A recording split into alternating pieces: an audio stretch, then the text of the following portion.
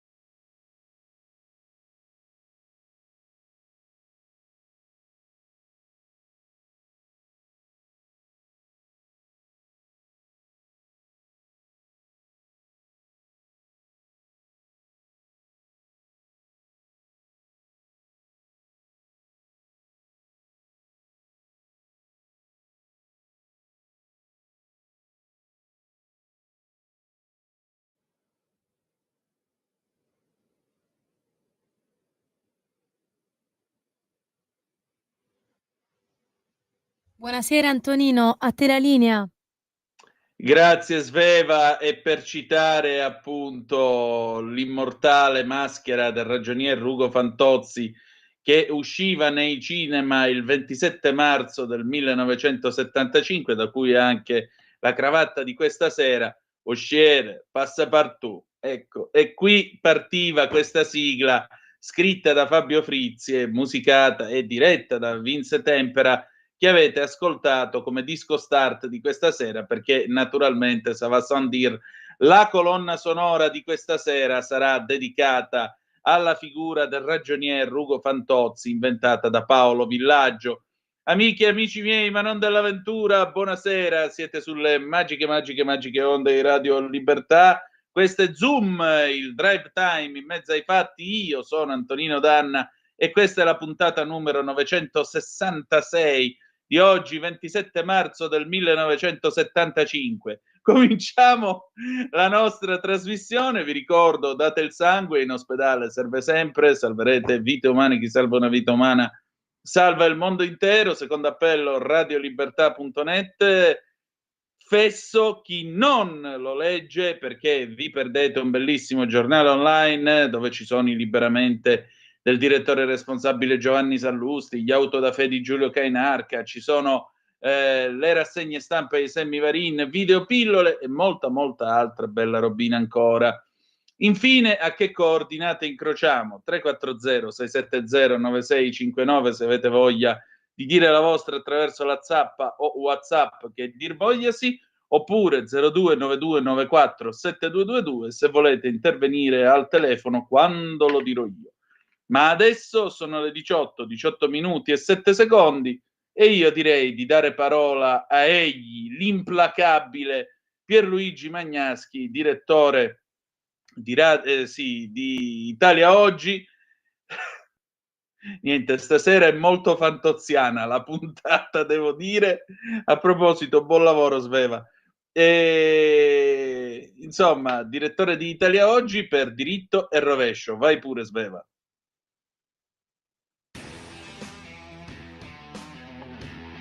Nella manifestazione di Piazza del Popolo a Roma organizzata da Michele Serra, che bisogna dire subito ha delle idee molto diverse al riguardo, è comparso un cartello esibito da due signore degli anni 70 che diceva testualmente: la Russia non è nostra nemica, l'Unione Europea sì. È come dire che la Terra è piatta o che il Sole ruota attorno alla Terra. Sono balle clamorose, ma per quanto sia difficile pensarlo, hanno i loro cultori che le sostengono impavidamente contro ogni evidenza.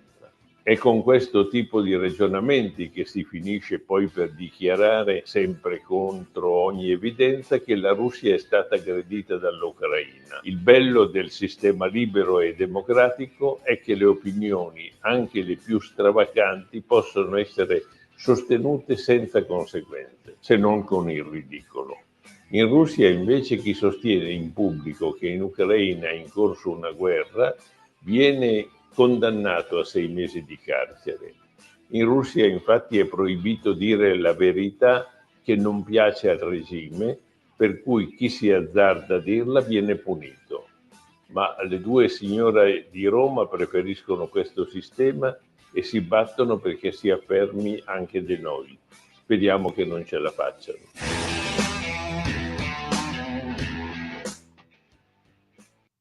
Ecco appunto, autocrazia, grazie, ma no grazie, preferiamo avere la libertà di pensiero e di espressione. Grazie come sempre a Pierluigi Magnaschi per i suoi diritti al rovescio. Allora, alle 18, 20 minuti e 31 secondi. Sveva, se sei pronta, abbiamo anche il Qui Parlamento di questa sera, che è l'onorevole Elisa Montemagni, che interviene a proposito della mozione di sfiducia contro il ministro della giustizia Carlo Nordio. Se sei pronta, sigla e andiamo pure. Qui Parlamento.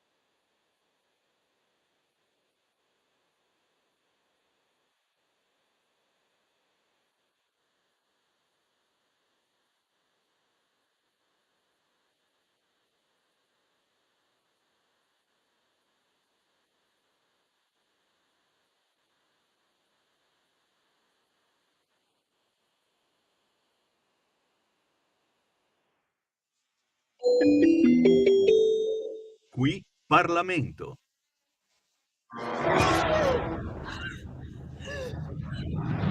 Pensa a respirare. Ora abbandonati. Che cosa vedi? Luce, oscurità, l'equilibrio. Grande. È stato un risveglio. Hai sentito? Conosco una sola verità.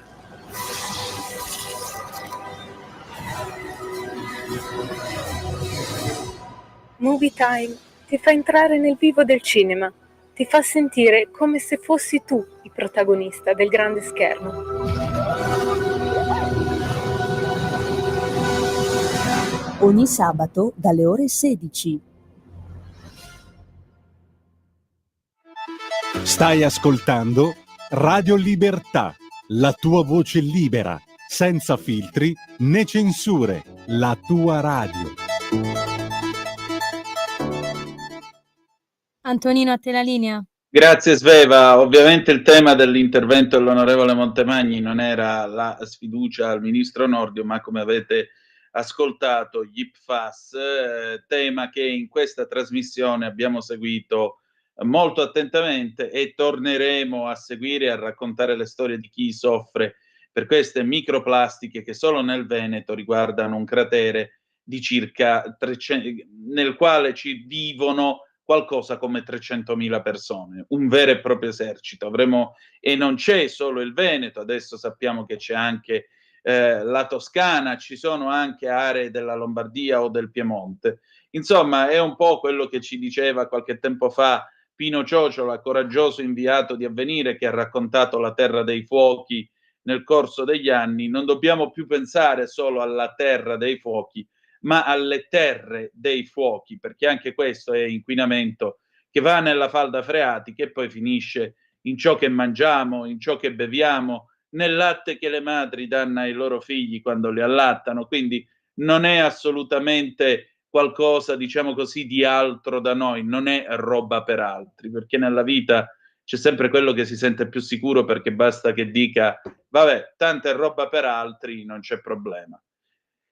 Cambiamo adesso argomento, è il momento, come ogni giovedì, della nostra bravissima Gabriella Ronza, che ci parlerà a Epos, la sua rubrica dedicata al mondo dell'epica, della mitologia della primavera. Avete visto che bel sole che c'è stato oggi in quel di Milano? Straordinario. E allora cosa c'è di meglio che stare a vedere la mitologia della primavera? Vai pure, Sveva.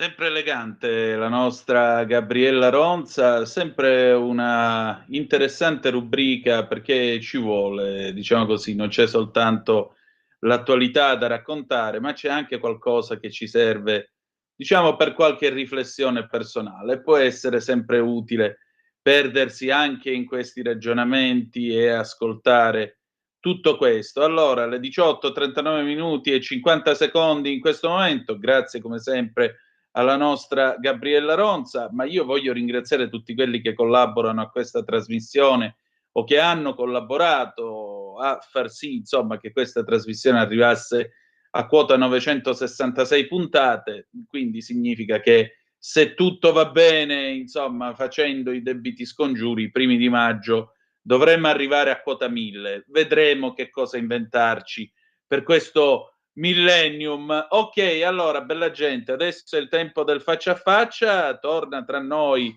Marta Ottaviani, valentissima collega esperta di esteri, soprattutto di Turchia e di Russia.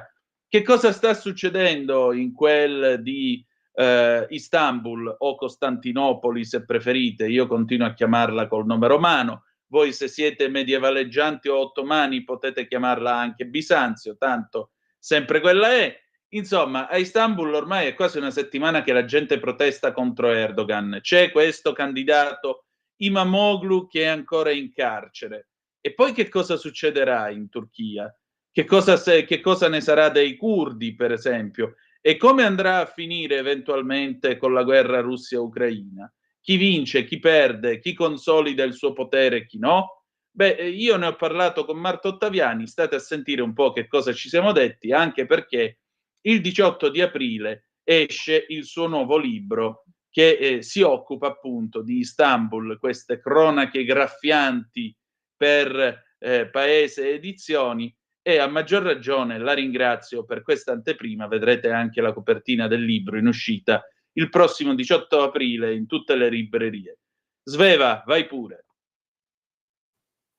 E allora, questa sera io ho il piacere di ritrovare Marta Ottaviani, che è una valentissima collega, esperta di esteri, in particolare di Turchia e di Russia. Lei scrive, lo sapete, su varie testate, tra cui Il Giorno, Avvenire, interviene su prestigiose emittenti nazionali. Questa sera interviene anche da noi. La ringrazio molto del suo tempo. Tra l'altro lei è pure una scrittrice, o forse dovremmo dire saggista, perché i suoi non sono romanzi, ma sono delle serie acute analisi delle questioni di cui si occupa. Tra l'altro io ho qui la copertina del suo ultimo libro, guarda caso, che mi sembra anche una buona introduzione alla nostra conversazione. Si intitola Istanbul, cronache graffianti dalla città degli imperatori, con la prefazione di Alberto Mattioli, editore Paesi Edizioni. Marta, intanto buonasera, bentornata, e una provocazione iniziale. Ma questo verde su questa elegante copertina è una provocazione, allude all'islamismo di Erdogan? Ma anzitutto il libro sarà in libreria dal 18 di aprile e fa parte di una collana chiamata Città Geopolitiche, e a Istanbul è toccato il verde. Peraltro il progetto grafico è davvero molto gradevole. Io voglio pensare che sia perché è il mio colore preferito, ma purtroppo quello che sta succedendo in Turchia in questi giorni ci fa pensare a ben altro. Appunto, a me ha dato purtroppo quell'interpretazione politica. Senti, qui ormai è una settimana che la gente scende in piazza e protesta. Erdogan li ha definiti dei facinorosi che vogliono mettere a ferro e fuoco la Turchia. Ma che cosa sta succedendo? Ma allora, Erdogan ha anche detto che stanno manifestando per coprire gli scandali e sabotare l'economia, per quello, tanto ormai siamo nel mondo delle fake news più che nel mondo reale. Però quello che sta succedendo è quello che sto per spiegare. Ekrem İmamoğlu è sempre stato considerato, a partire dal 2019 a questa parte, l'unica persona grado di battere Erdogan alle prossime presidenziali. Ha fatto un primo mandato da sindaco di Istanbul piuttosto brillante, infatti è stato riconfermato con un ampio consenso. Per Erdogan era diventato troppo pericoloso, e dove non ci si arriva con le urne a battere l'avversario, nella Turchia di Erdogan ci si arriva con la magistratura che, attenzione, è sotto il diretto controllo del presidente in Turchia. Ecco, questo dice molto anche dello stato della democrazia turca e anche della Turchia stessa, che insomma ha avuto un periodo, diciamo, tra la fine degli anni '80 e i primi anni 2000 in cui sembrava essere tornata una forma di democrazia. Poi dopo, grazie a Erdogan è riuscito a svuotare le istituzioni turche del loro significato dall'interno. Tra l'altro però vedo che ancora non siamo ai metodi più raffinati di un altro autocrate, quello che siede a Mosca, cioè Putin, perché se no il sindaco sarebbe finito probabilmente da qualche finestra o nell'equivalente turco della Siberia.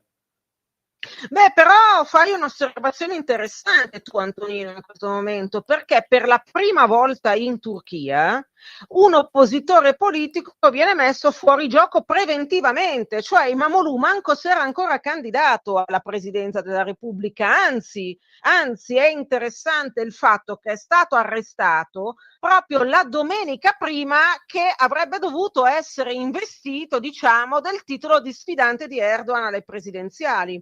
Voglio sottolineare un'altra cosa che è abbastanza interessante, che molti politologi turchi hanno evidenziato in questi giorni. Anche Erdogan finì in carcere quando era sindaco di Istanbul, finì in carcere per la precisione con l'accusa di istigazione all'odio religioso, perché fece un discorso a Siirt nel sud-est della Turchia dove, parafrasando le parole di un poeta nazionalista, paragonava i minareti a baionette, le moschee alle trincee, eccetera. E poi è diventato il simbolo di quella Turchia che cercava una voce diversa. Ebbene, lo stesso destino adesso potrebbe toccare Imamoglu. Qual è la differenza? Che ai tempi di Erdogan si era in una democrazia ampiamente imperfetta, ma che ancora riconosceva un surrogato di Stato di diritto, quindi Erdogan dopo 2 anni è uscito dal carcere. Qui no, qui Imamoglu rischia di andare in carcere e rimanerci sine die, come tantissimi altri leader politici non così importanti, per carità, ma che sono stati arrestati dal 2013 in poi. Certo, e per non parlare tra l'altro del tentativo di colpo di Stato di qualche anno fa che è fallito. Ma mi spieghi una cosa, come fa? Cioè c'ha 7, passami la battuta, c'ha 7 vite politiche come i gatti Erdogan, come fa a perpetuare il suo potere?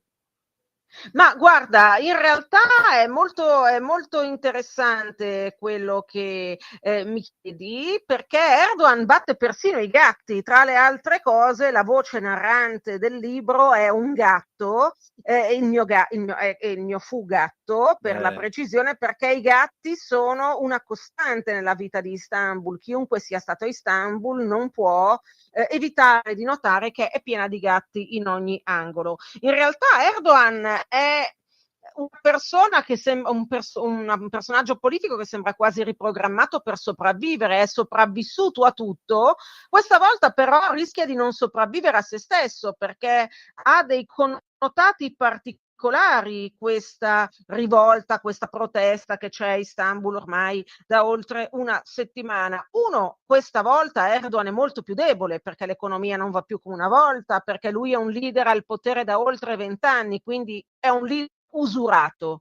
E in secondo luogo, questa volta tecnicamente c'è un'alternativa politica, ossia quella che vi ha sbattuto in carcere. La cosa più interessante da notare, mi pare, e qui riprendo il tuo paragone tra Erdogan e la Russia, diciamo che la Turchia si sta russificando, per così dire, però c'è una differenza molto importante col popolo russo, che è la società civile, ed è quella che grazie a Dio stiamo vedendo in piazza in questi giorni.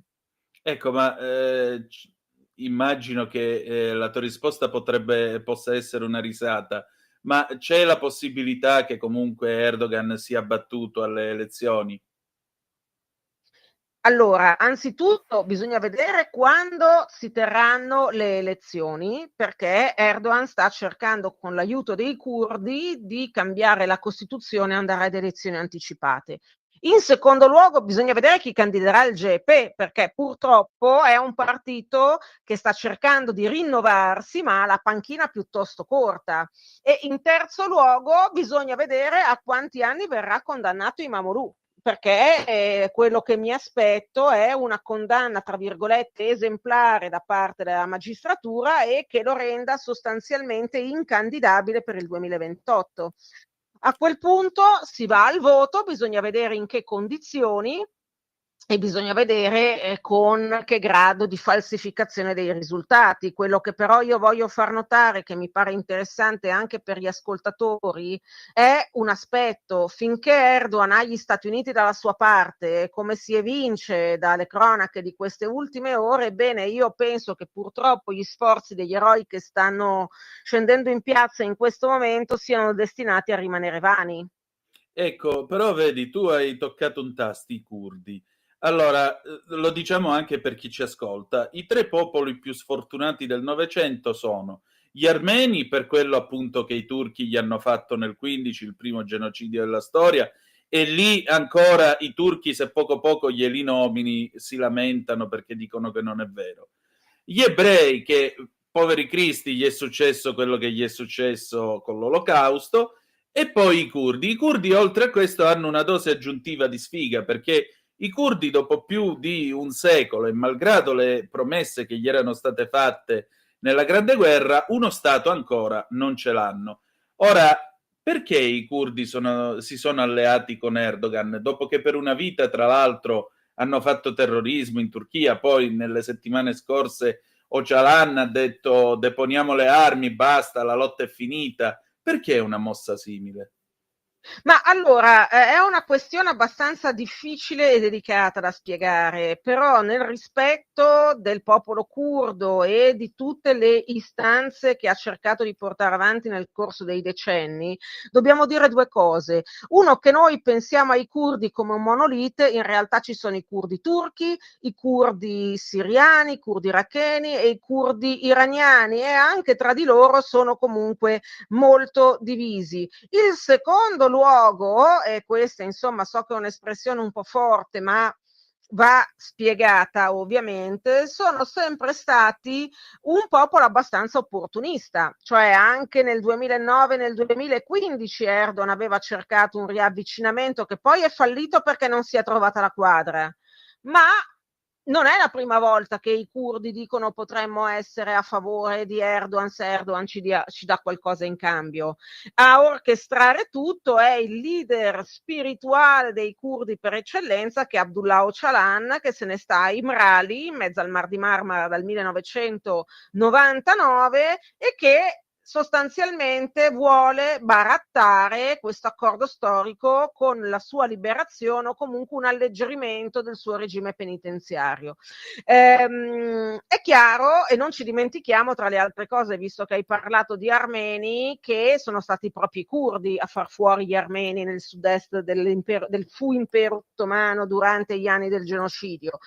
Dati tutti questi elementi, è comunque interessante notare come anche questa volta, nelle rivolte, nelle proteste che sono scoppiate in tutto il paese, nel sud-est non si è mossa praticamente foglia, a segno che il PKK, che comunque ha un grande controllo su quel territorio, ha dato delle precise istruzioni.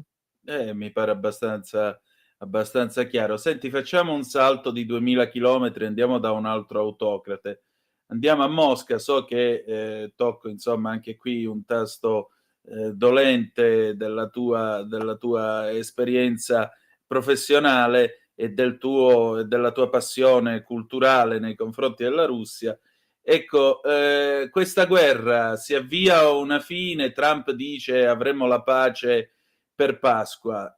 Io ho parlato di pugili suonati e quindi della necessità che si arrivasse a una pace. Mi pare però che un pugile sia meno suonato dell'altro, visto che oggi la Russia ha anche ottenuto il ritorno della vendita dei prodotti russi sul mercato mondiale e anche una certa sicurezza di navigazione marittima, quindi di nuovo riapertura dei commerci. E gli ucraini in tutto questo? Allora, anzitutto amare la Russia, anzi, mi pare dai che un siamo ampiamente assist. d'accordo.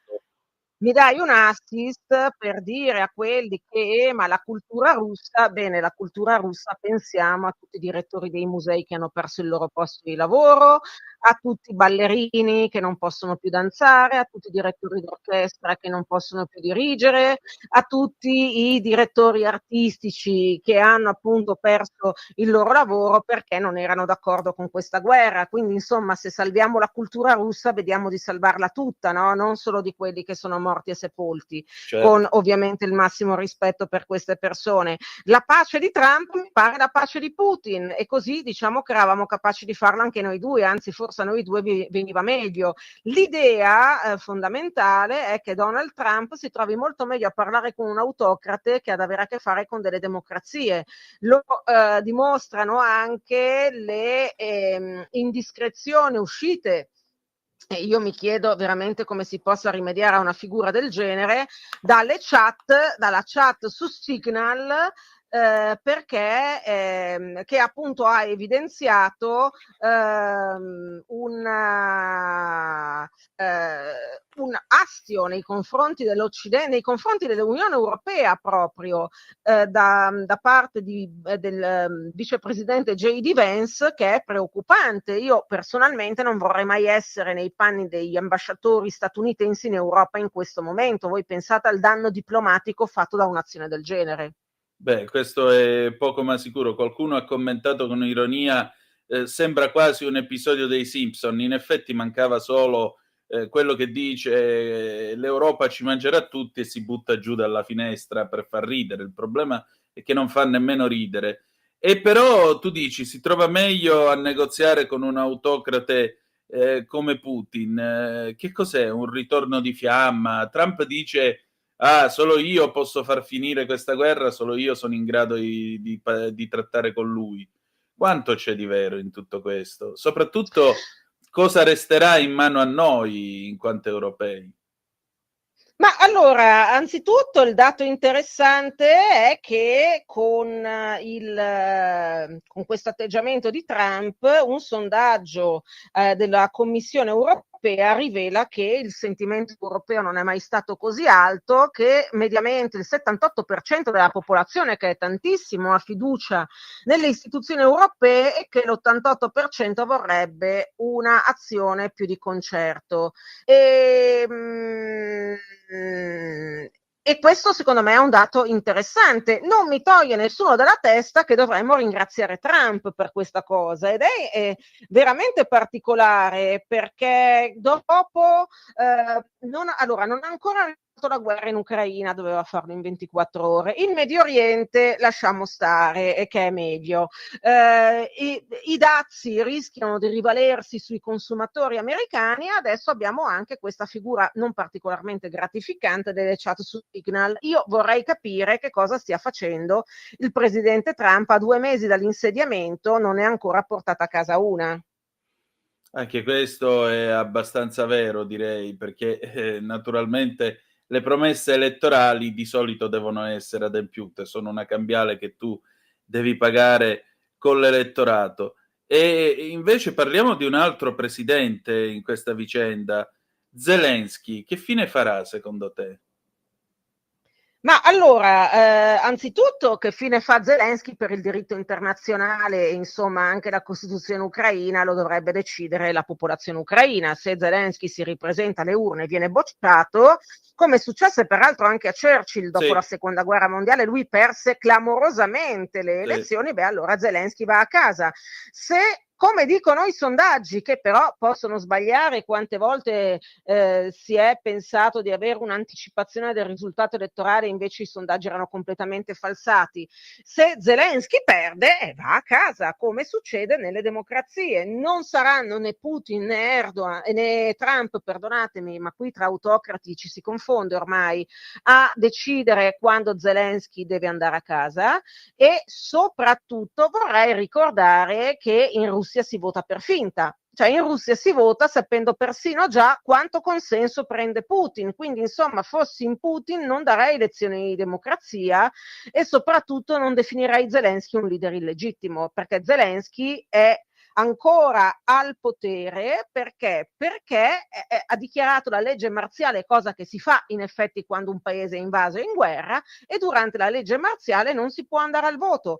Vorrei anche ricordare che la popolazione ucraina in questi 3 anni di guerra si è praticamente dimezzata. Ci sono 26 milioni di ucraini in questo momento che risiedono nel paese, a fronte di una popolazione di circa 40-44 milioni di persone. Ebbene, quelli all'estero che magari sono all'estero come rifugiati e che non riescono a votare, di quelli cosa ne facciamo? Cioè non è le elezioni, e noi grazie al cielo siamo in una democrazia, quindi insomma forse questa cosa la diamo un po' per scontata, sono un appuntamento importante che richiede una certa organizzazione. Gli italiani risiedono sul loro territorio nazionale, sono registrati agli uffici elettorali, quelli all'estero hanno dei permessi e quindi possono votare dall'estero, ma perché in una democrazia anche la macchina elettorale funziona in maniera fluida. Purtroppo in Ucraina, vi ripeto, invasa da 3 anni, questo discorso non lo può fare.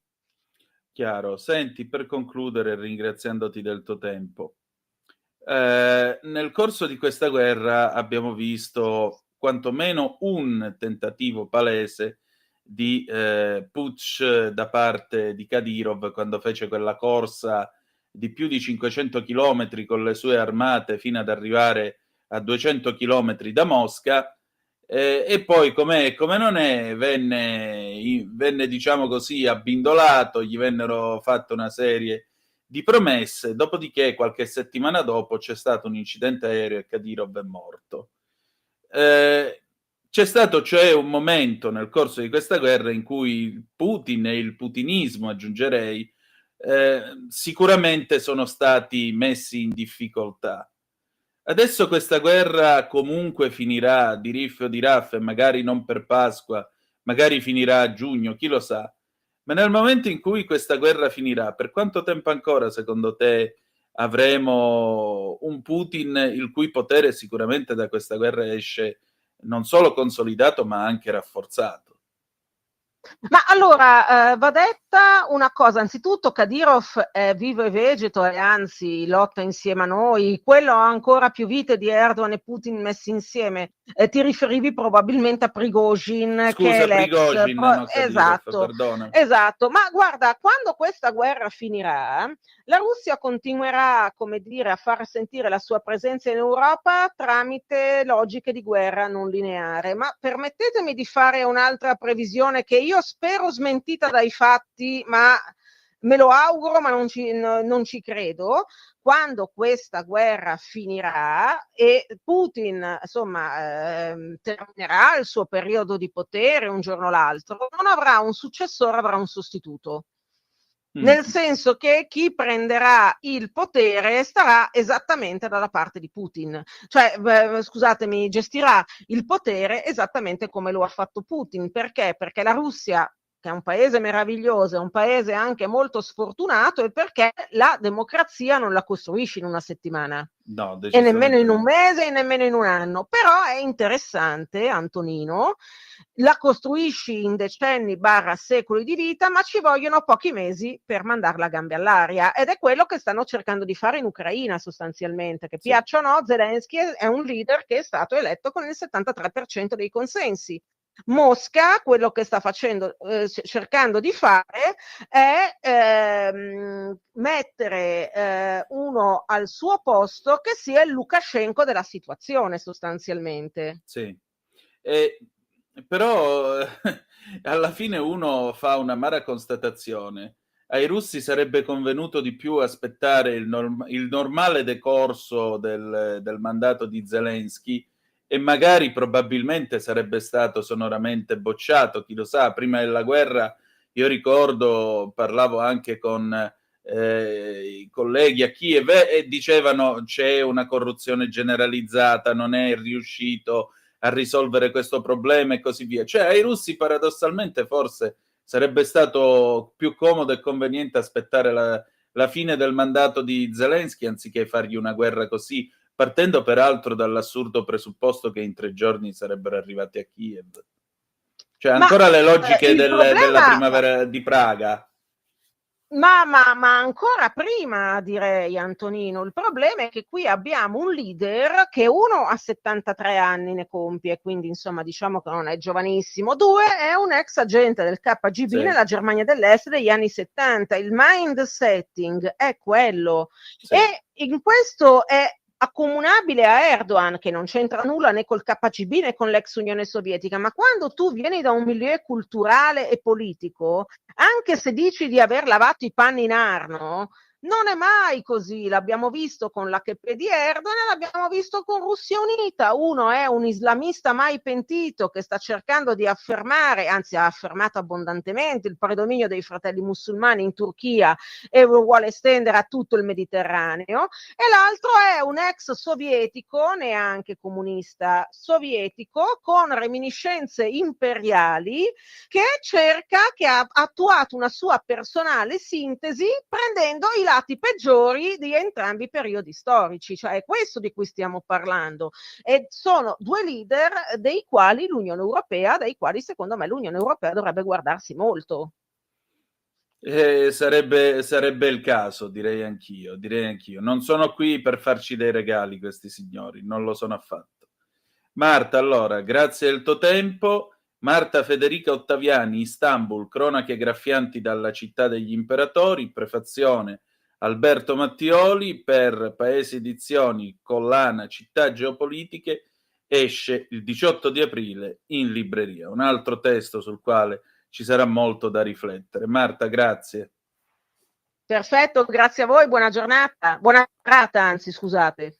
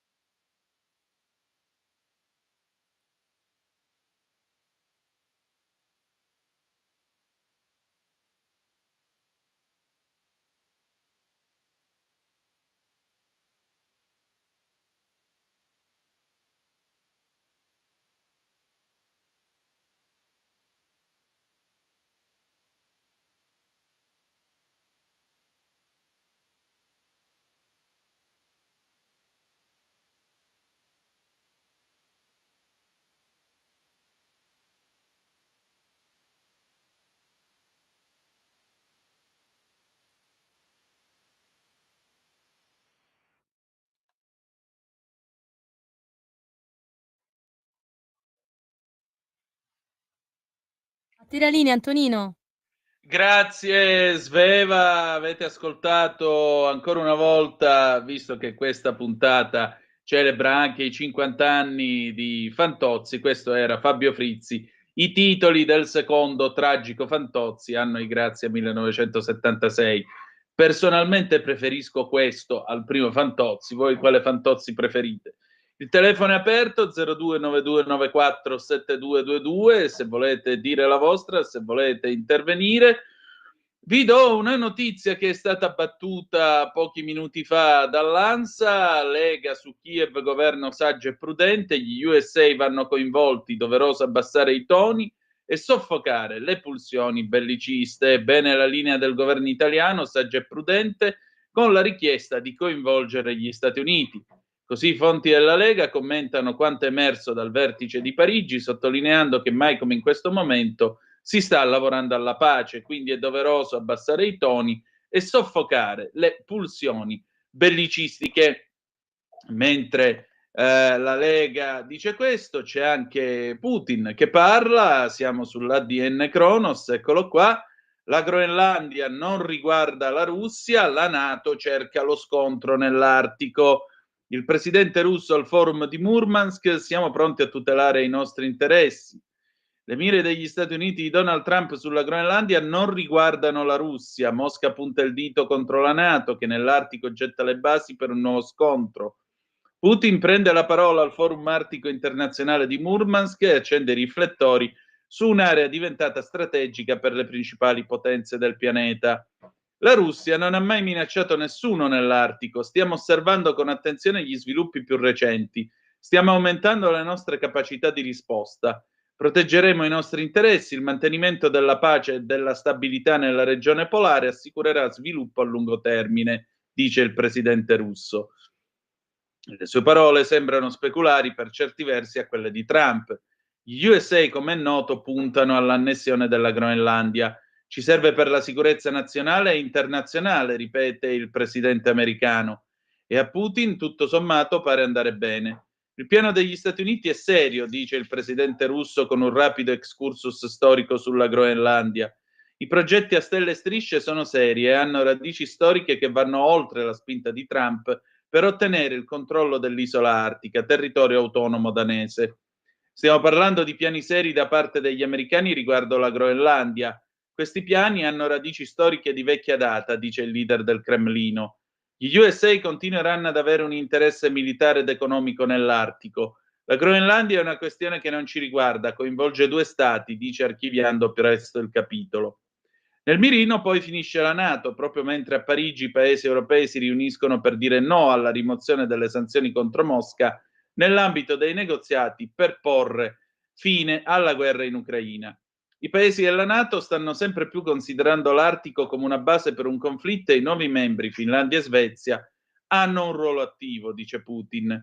La Russia non ha mai minacciato nessuno nell'Artico, ma proteggerà in modo affidabile la propria sovranità, ribadisce, annunciando un incremento della presenza militare nell'area. Sullo sfondo, un messaggio di apertura a future collaborazioni. La Russia è pronta a intraprendere progetti con paesi amici. Un giorno arriverà il momento per la cooperazione con l'Occidente, dice Putin, inviando un vago segnale distensivo.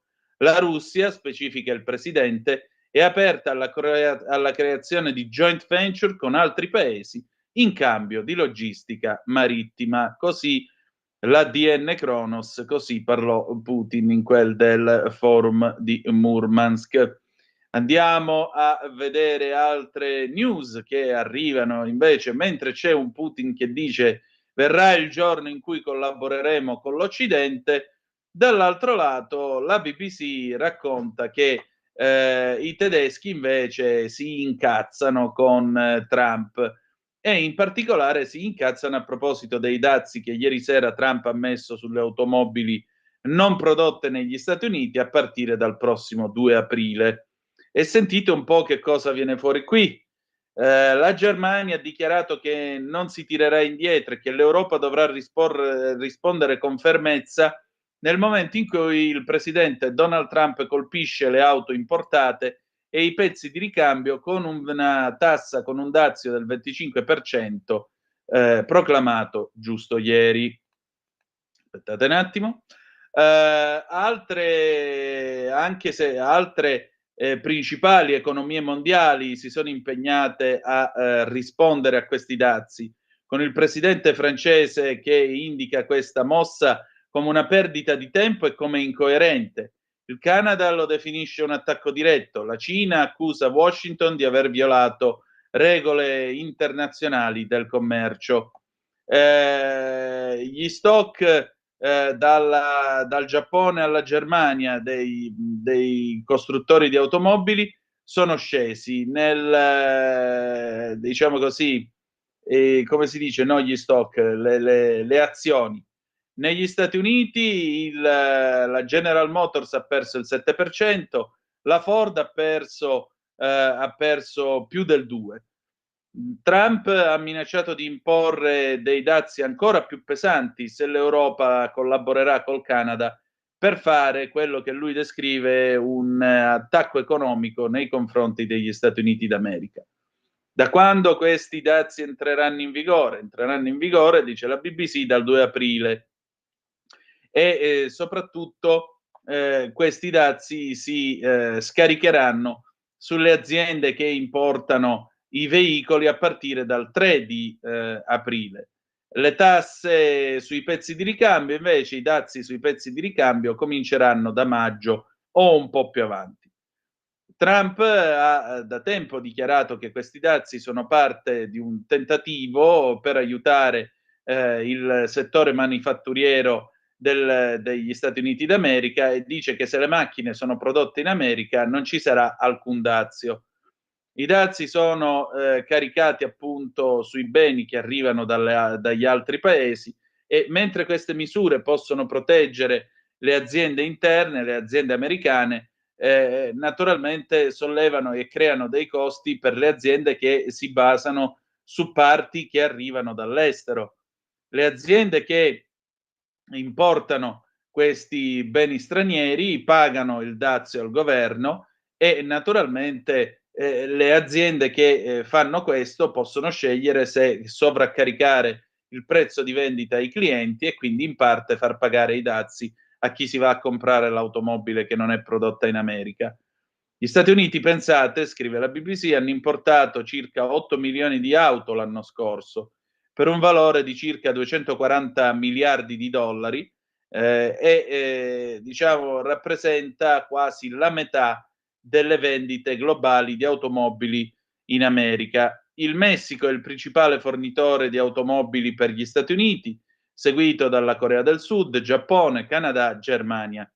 Gli analisti stimano che i dazi sui pezzi di ricambio e sulle parti anche per costruire veicoli solo dal Canada e dal Messico potrebbero portare a un aumento del costo sull'automobile del prezzo di listino da 4.000 a 10.000 dollari in più. Il ministro dell'economia tedesco Robert Habeck ha detto che l'Unione Europea deve rispondere con fermezza e deve essere chiaro che noi non ci ritireremo davanti agli americani. Dobbiamo mostrare forza e diciamo fiducia in noi stessi.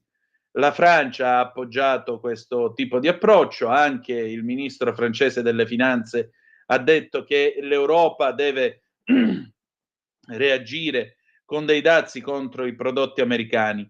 A una conferenza stampa che si è tenuta quest'oggi, il presidente francese Emmanuel Macron ha detto che non era il momento da parte americana di imporre dei dazi. Imporre dei dazi, ha detto Macron, significa distruggere delle catene di valore, significa creare a breve termine un effetto inflazionario e distruggere posti di lavoro.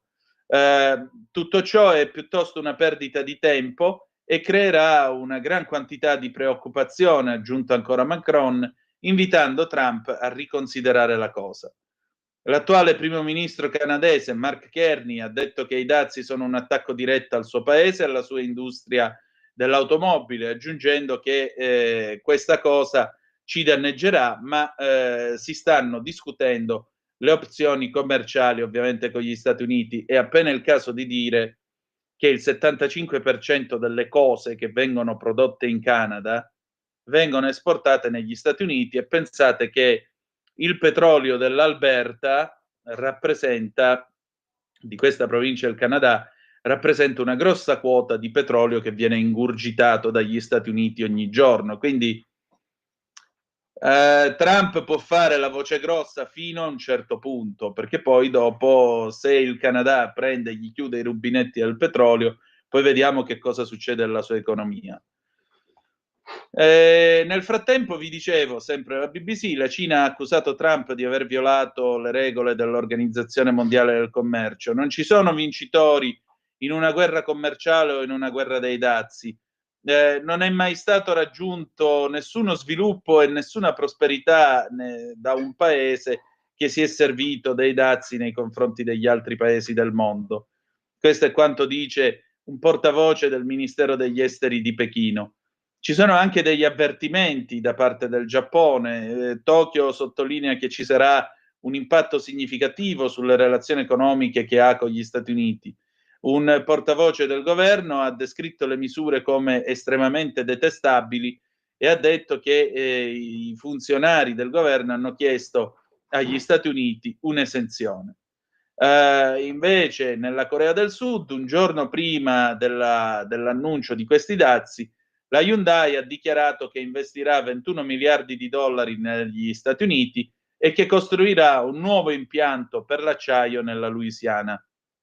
Trump ha salutato tale investimento da parte della Hyundai come una dimostrazione molto chiara che le tariffe funzionano e hanno quindi degli effetti estremamente efficaci. La Bosch, che come sapete tutti ha sede in Germania, ha detto di avere fiducia nel potenziale a lungo termine del mercato nordamericano e continuerà ad allargare il suo business da quelle parti, quindi fabbricheranno evidentemente tutti gli impianti di iniezione lì direttamente in America.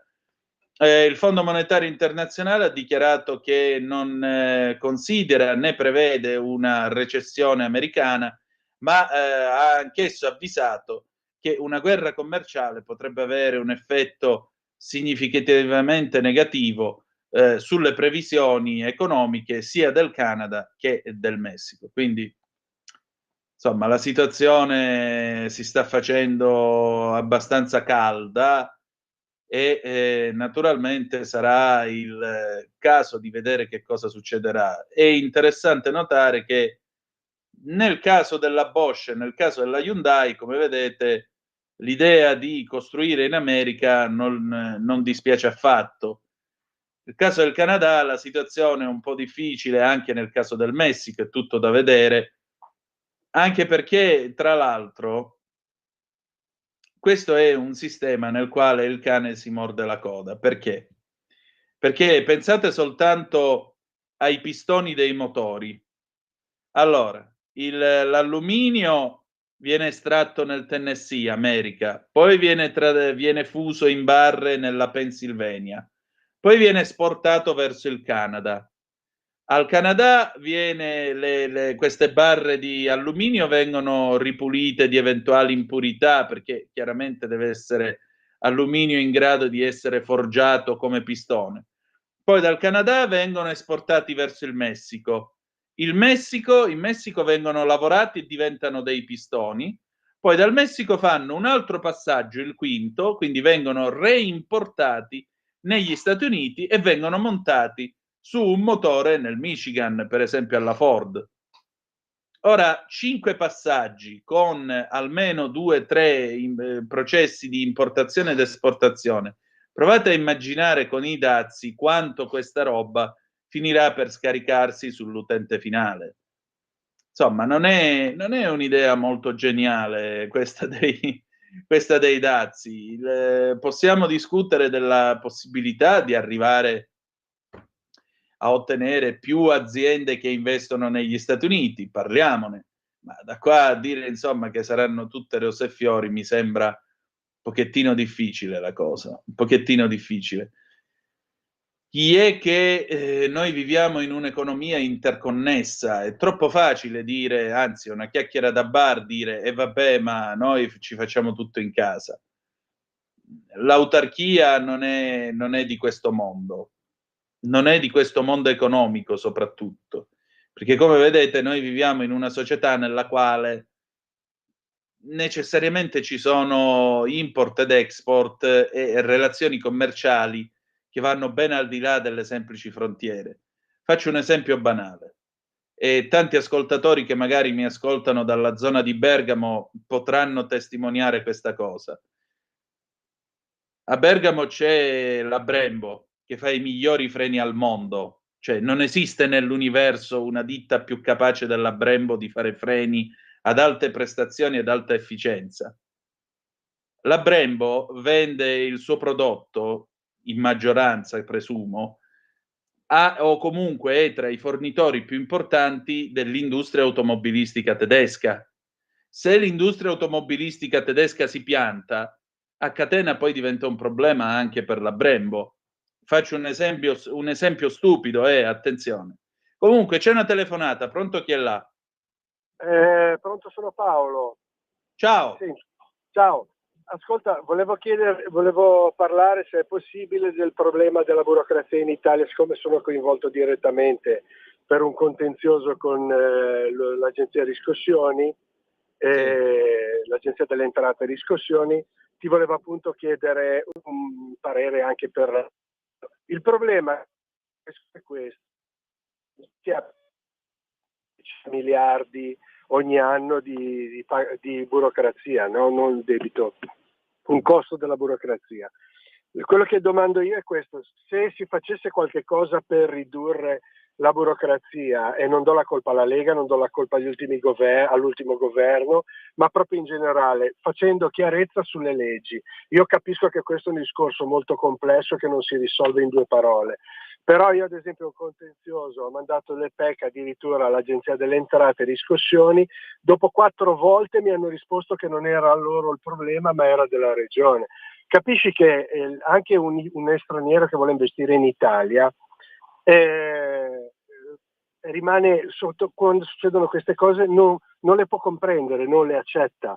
E ha un'altra cosa, per quanto riguarda quello che dicevi tu dell'embargo, l'embargo dei dazi che sta mettendo. È vero quello che dici, è vero che la Brembo è una delle migliori aziende al mondo, però è anche vero che ci sono altre aziende in Italia che sono capaci, sono brave, però tanto poi vengono vendute all'estero, come sai benissimo, come la Lamborghini, altre ditte.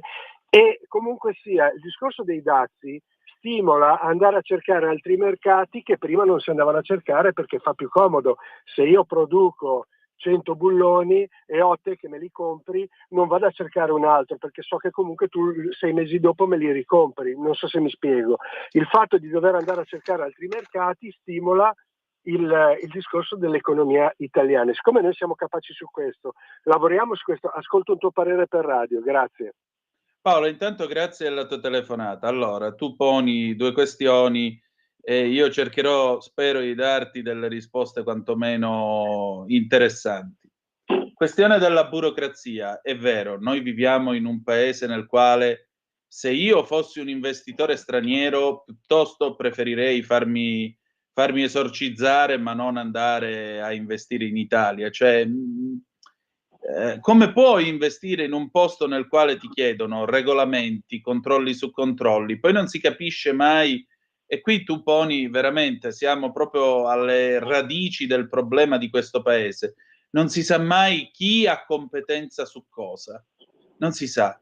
Qui ci vorrebbe veramente qualcosa come il Doge in America di Elon Musk. C'era stato il Ministero per la Semplificazione, Calderoli aveva fatto una serie di falò di vecchie leggi completamente inutili, ma purtroppo non mi pare che l'esperimento sia stato replicato, forse perché evidentemente funzionava il Ministero. Ma c'è ancora qualcosa di sottofondo, Sveva, scusami. Dicevamo, tornando a noi. Quindi, sicuramente sì, vedi, ti dico una cosa, quando io avevo 21 anni, io ho fatto l'esame di scienze dell'amministrazione a giurisprudenza all'Università Cattolica. Io ricordo la buonanima del professor Pastori, che è stato uno dei più grandi amministrativisti d'Italia, il quale mi diede da studiare questo libro di Tony Blair che si chiama Modernizing Government, cioè modernizzare il governo. Questo è un libro del 1997, quindi sono passati quasi 30 anni. Ma il concetto di fondo che c'era in quel libro, e questo ti dimostra anche il ritardo che abbiamo noi rispetto agli altri, era che già nel 1997 Tony Blair ragionava che bisognava semplificare il più possibile la burocrazia. Cioè Tony Blair in questo libro ha ipotizzato, lui li chiamava one stop shop, cioè un posto dove tu arrivi e puoi fare di tutto, dalla targa dell'automobile fino a chiedere i rimborsi fiscali, fino a discutere le tue tasse e così via. Cioè un negozio, come ti posso dire, una sorta di ufficio del governo dove tu fai tutto e trovi personale che ti dà risposte su tutto. Tony Blair nel 1997, quando giocavamo tutti ancora con i modem a 56k, per chi era più fortunato, ve li ricordate? I modem a 56k con Windows 95, sì, quella roba là. Lui diceva che entro il 2012, quindi entro i prossimi 15 anni dal 97, l'Inghilterra avrebbe dovuto avere su internet 2 soli portali. In uno ci gestivi tutta la tua situazione fiscale, chiedevi rimborsi, caricavi le dichiarazioni dei redditi, ti occupavi di pagare le tasse, il canone, quello che vuoi tu. E nell'altro portale il cittadino avrebbe avuto un'area di informazioni, per esempio se voleva avviare un business, se voleva fare qualcosa, se aveva bisogno di supporto giuridico e così via. Ecco, io dopo tutto questo tempo mi sono trovato 7-8 anni fa a dire vabbè, voglio diventare imprenditore di me stesso, voglio fondare un giornale, fare l'imprenditore e quindi fare un giornale bimestrale a tema Alfa Romeo, che fu poi il garage dell'alfista. C'era questo sito, Impresa in un giorno, messo in piedi dal governo. Ma in un giorno cosa? Ma in un giorno cosa? Che ho dovuto fare il giro delle 7 chiese, la Camera di Commercio, qua, là, questo e quest'altro. Quindi hai pienamente ragione. Per quanto riguarda la questione dei dazi, vabbè, io facevo l'esempio della Brembo e tu mi rispondi, dice sì, però ci sono altre aziende che invece sono state vendute a proprietà straniere. Ma lì non è colpa dello Stato, lì è colpa di chi era proprietario di queste aziende private e ha deciso di venderle al miglior offerente e ha deciso di uscire dal business. Se tante aziende italiane sono finite in mano, tu facevi l'esempio di Lamborghini, ma possiamo parlare persino degli yacht Baglietto, che ora sono proprietà cinese, se non sbaglio, è perché qualcuno gliele ha vendute. Non è molto difficile. Cioè, qui c'è da fare una riflessione anche sul capitale italiano, su quella che una volta chiamavano la razza padrona, no?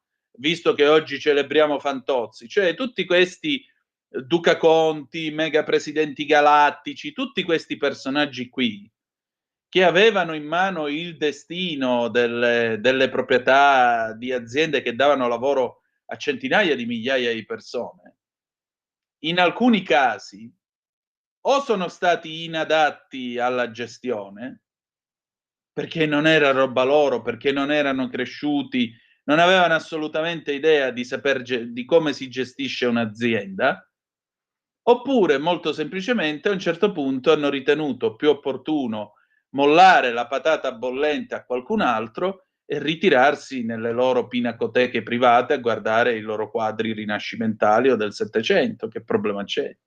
Perché tanto a loro non gliene fotteva assolutamente niente. Questo è il vero problema, fratello mio. E per queste decisioni tanta gente è andata per strada. Facciamo un ultimo esempio. L'Innocenti. L'Innocenti è stata fondata da Fernando Innocenti, lo sapete tutti, faceva la Lambretta, che era l'avversaria della Vespa.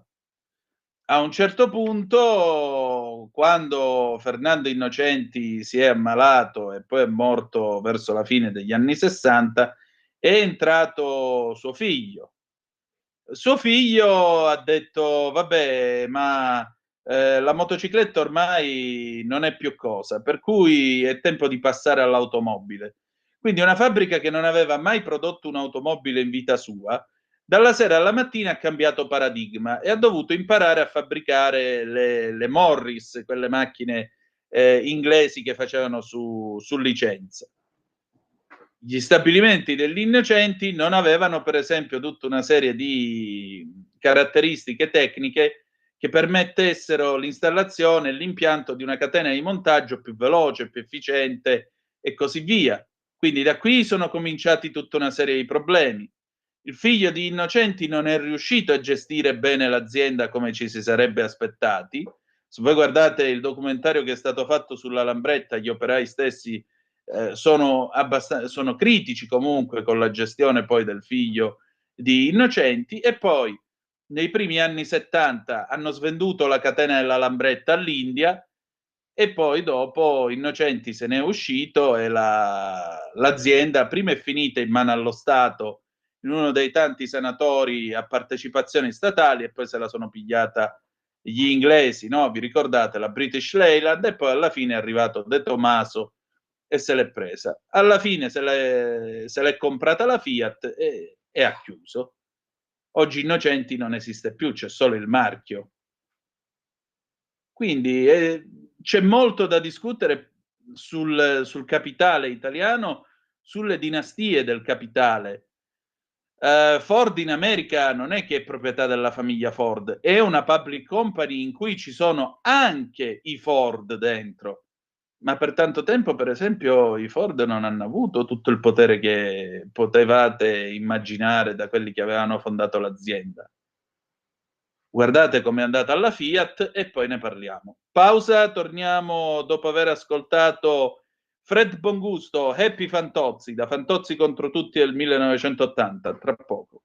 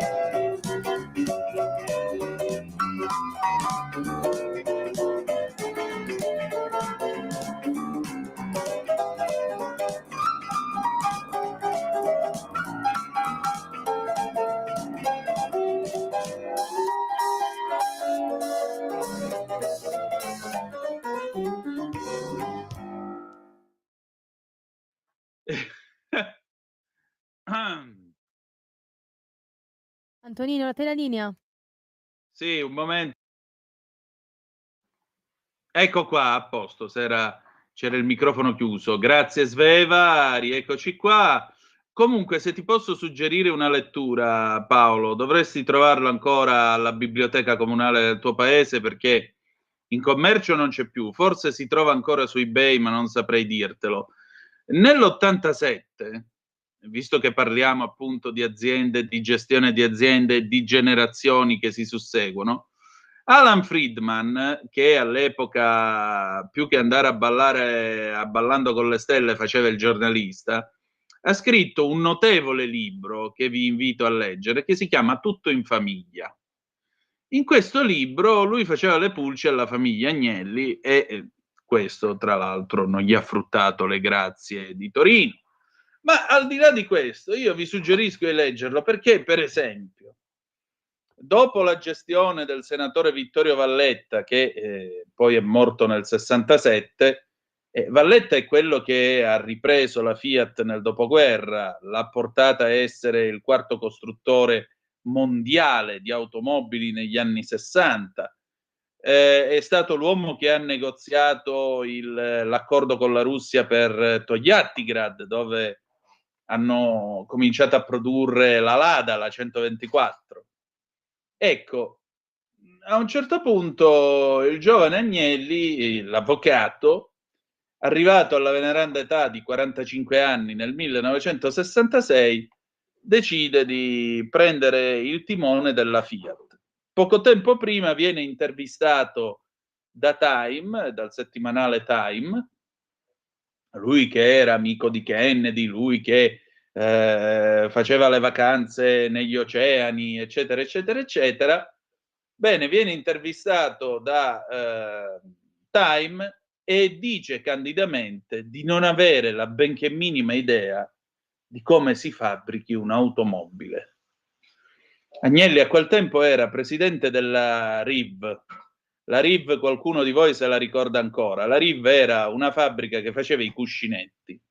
Che i cuscinetti in sé, uno dice a me che mi fa ridere, no, sono in realtà una produzione strategica, perché pensate per esempio a quest'umile attrezzo che è il cuscinetto. Voi ce l'avete per esempio nelle ruote della macchina e quindi vi permette di andare in giro. Il cuscinetto però è anche dentro gli alberi motore dei motori, il cuscinetto è anche sugli assi dei carri armati, il cuscinetto è sugli assi dei tir, quindi è una produzione strategica. E interpellato sulla sua presidenza della RIV, lui dice sì, ho la presidenza della RIV, fabbrichiamo i cuscinetti che mi dicono essere il caviale dell'automobile. Ecco, un uomo che non aveva assolutamente idea di come si costruisse un'automobile e che considerava i cuscinetti un caviale dell'automobile, è stato messo a capo di una potenza come la Fiat. Nel 1976 arriva Romiti, nei suoi De Benedetti, nei suoi famosi 100 giorni, e a un certo punto, dopo aver letto i bilanci, De Benedetti lo racconta ancora oggi, va dall'avvocato e gli dice: avvocato, qui ci sono qualcosa come 6.000 operai che devono essere licenziati. E allora Agnelli gli chiese: ma mi scusi, questi 6.000 operai dormono per caso nei corridoi? E lui gli rispose: no, avvocato, sono nei bilanci che lei purtroppo non sa leggere. Allora Agnelli ci pensò su e disse: devo andare a Roma, le farò sapere. Andò a Roma e a Roma gli dissero chiaramente che non era il caso di fare questi 6.000 licenziamenti. Ecco, il capitalismo italiano, le grandi famiglie capitaliste italiane sono state anche questo. Quando uno come De Benedetti può piacere o non piacere, però è uno che sapeva e sa fare l'imprenditore, perché è quello che ha preso un'azienda morta come l'Olivetti e l'ha portata nell'elettronica. Addirittura negli anni '80 le riviste americane facevano i test dell'M20, il PC dell'Olivetti, e scrivevano in italiano in copertina "bella macchina", per dire il livello che era allora l'Olivetti, la potenza che aveva. Poi vabbè, sono successe altre cose, possiamo discutere, però vedete, il capitale italiano purtroppo non sempre, specialmente quando è figlio appunto di gestioni familiari, non sempre le generazioni che si susseguono sono all'altezza. Per dirne un'altra, guardate come è Stellantis adesso, guardate come è Mediaset. Può piacervi o meno la famiglia Berlusconi, però il loro mestiere lo sanno fare, mi pare che lo sappiano fare anche bene. Quindi siamo sempre lì, vedete, è tutta una questione della storia del capitale italiano, del suo modo di come si è fatto. Paolo, tu stasera mi hai dato un grande tema di riflessione, ti voglio proprio ringraziare per la telefonata che hai fatto, perché sono queste le cose di cui dovremmo ragionare in questo paese, perché riguardano il futuro di tutti noi e riguardano soprattutto i posti di lavoro, che sono la cosa più essenziale, più importante che dovremmo considerare, perché aveva ragione Don Giussani, il fondatore di Comunione e Liberazione. Don Giussani diceva che non importa quale lavoro tu faccia, l'importante è che sia onesto, perché è nel lavoro che risiede la dignità dell'individuo. E noi abbiamo bisogno di garantire lavoro, stipendio e dignità a tanti nostri compatrioti che altrimenti, sulla base di decisioni ideologiche semplicemente idiote, vedasi il Green Deal, rischiano di andare col culo per terra insieme alle loro famiglie. E questa è una cosa che noi non ci possiamo permettere. Non possiamo, non vogliamo e non dobbiamo permetterci. Questo deve essere chiaro per tutti. E invece leggevo oggi Panorama in edicola. Vi prego, andate a comprare Panorama. A parte che si parla della rotta dell'Artico e vabbè, ci sono una serie di spunti interessanti di cui poi discuteremo la prossima settimana con Fabio Mendolara, ma c'è un articolo proprio sulla delegazione del PD all'Europarlamento che fa le interrogazioni, le interpellanze per sapere dell'attuazione del Green Deal.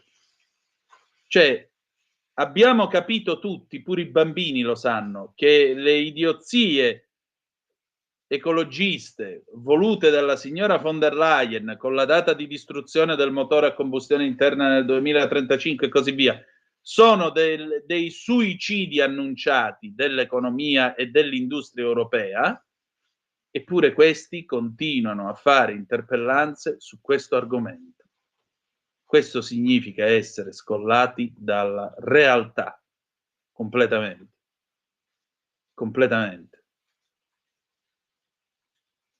Anche perché 2 giorni fa il Foglio ha fatto una prova. Dopo 10 anni hanno fatto Roma-Milano con l'auto elettrica. Ci hanno messo quasi 6 ore facendo una serie di soste a caricare. Sapete quanto è costato fare un viaggio Roma-Milano? Circa un centinaio di euro in ricariche. Sapete con un'auto diesel quanto avrebbero speso? 49 euro. Con una benzina 67. E pensate un po', se volete andare a energia elettrica tra Milano e Roma, oggi c'è il treno, 30 euro. Io personalmente ho trovato un passaggio con Italo, prima classe, quindi no attaccato sotto al treno, prima classe, 27 euro a corrente elettrica. Quindi di che cosa vogliamo parlare, ragazzi? Con questo io vi ringrazio e saluto, ci sentiamo domani dalle 17:30 in poi per Chilometro Zoom con l'immenso Lorenzo Viviani, e con questo noi chiudiamo la nostra trasmissione, ci salutiamo con Paolo Villaggio, la ballata di Fantozzi, anno di grazia 1975. È stata proprio una puntata mostruosa. Grazie per essere stati con noi e ricordate che the best is yet to come, il meglio deve ancora venire. Vi ha parlato Antonino Danna. Buonasera.